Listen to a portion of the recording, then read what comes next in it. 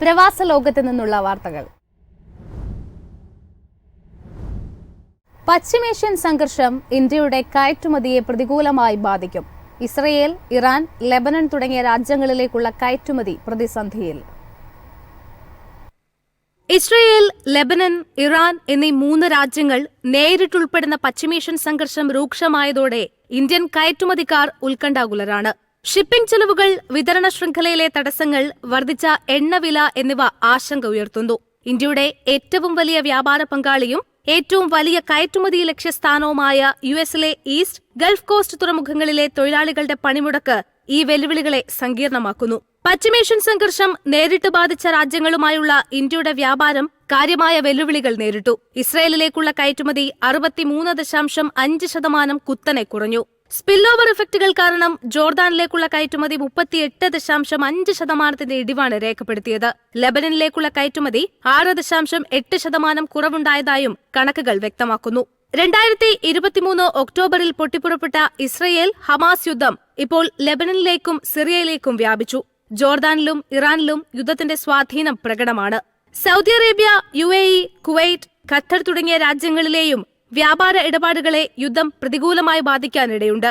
Suez canal, ചെങ്കടൽ ഉൾപ്പെടെയുള്ള പ്രധാന ഷിപ്പിംഗ് റൂട്ടുകളിലെ തടസ്സങ്ങൾ മൂലം കപ്പലുകൾ ആഫ്രിക്കയ്ക്ക് ചുറ്റും കൂടുതൽ ദൂരം സഞ്ചരിക്കാൻ നിർബന്ധിതമായി. ഇത് ഷിപ്പിംഗ് ചെലവിൽ 15 മുതൽ 20% വർധനവ് വരുത്തുന്നു. അസംസ്കൃത എണ്ണയുടെയും പെട്രോളിയത്തിന്റെയും ഇറക്കുമതി 2024 ഓഗസ്റ്റിൽ 32.38% കുറഞ്ഞു. News desk, MyFin TV. New Zealand സർക്കാർ വിസ ഫീസ് 60% വർദ്ധിപ്പിച്ചു.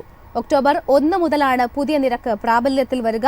ജോലി, സന്ദർശനം, പഠന വിസകൾക്കായി അപേക്ഷിക്കുന്ന ഇന്ത്യക്കാർക്ക് ഇനി മുതൽ ഉയർന്ന നിരക്കുകൾ നൽകേണ്ടി വരും. നികുതിദായകരിൽ നിന്ന് വിസ അപേക്ഷകരിലേക്ക് സാമ്പത്തിക ബാധ്യത മാറ്റി കൂടുതൽ സുസ്ഥിരമായ ഇമിഗ്രേഷൻ സംവിധാനം സൃഷ്ടിക്കുന്നതിനാണ് പദ്ധതിയെന്ന് ഇമിഗ്രേഷൻ മന്ത്രി എറിക്ക സ്റ്റാൻഫോർഡ് പറഞ്ഞു. ഈ നീക്കം അടുത്ത 4 വർഷത്തിനുള്ളിൽ പൊതുധനസഹായത്തിന്റെ ആവശ്യകത $563 മില്യൺ കുറയ്ക്കുമെന്ന് പ്രതീക്ഷിക്കുന്നതായി അവർ കൂട്ടിച്ചേർത്തു. വർദ്ധിപ്പിച്ച ഫീസ് വിസകൾക്കുള്ള പ്രോസസ്സിംഗ് ചെലവുകൾ ഉൾക്കൊള്ളുകയും ഉയർന്ന അപകട സാധ്യതയുള്ള അപേക്ഷകൾ കൈകാര്യം ചെയ്യുകയും ചെയ്യുമെന്ന് സ്റ്റാൻഫോർഡിനെ ഉദ്ധരിച്ച് റിപ്പോർട്ട് പറയുന്നു. ന്യൂസിലൻഡിലെ വിദ്യാർത്ഥി വിസ ഫീസ് $300 നിന്ന് $485 വർദ്ധിച്ചു.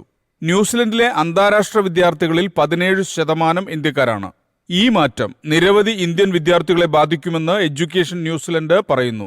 അതേസമയം സന്ദർശക വിസ ഫീസ് $190 നിന്ന് $300 ഉയർത്തി.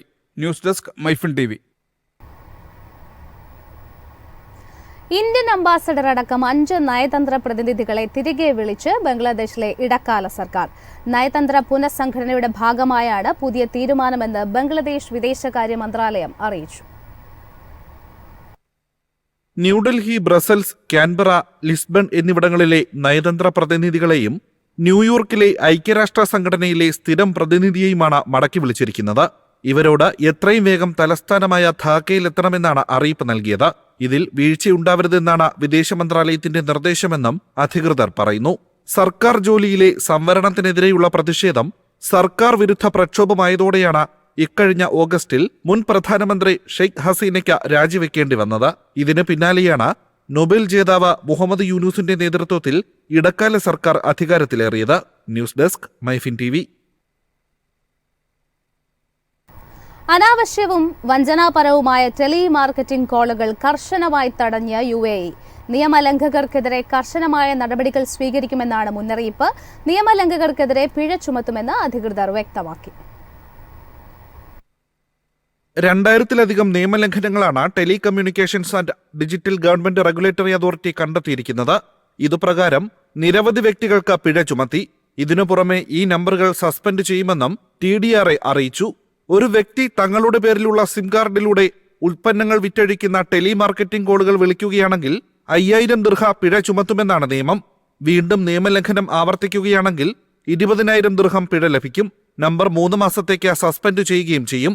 മൂന്നാമതും നിയമലംഘനം ആവർത്തിക്കുകയാണെങ്കിൽ 50,000 ദിർഹമാണ് പിഴ. News desk, MyFin TV. എമിറേറ്റിന്റെ ചരിത്ര കാഴ്ചകളുമായി ഷാർജയിൽ മൊബൈൽ മ്യൂസിയം. വിദ്യാർത്ഥികൾക്ക് സാംസ്കാരിക അറിവ് നൽകാനാണ് മ്യൂസിയംസ് ഓൺ ദ റോഡ് പദ്ധതിയുടെ ഭാഗമായി 2019 മ്യൂസിയംസ് എക്സ്പ്രസ് പുറത്തിറക്കിയത്.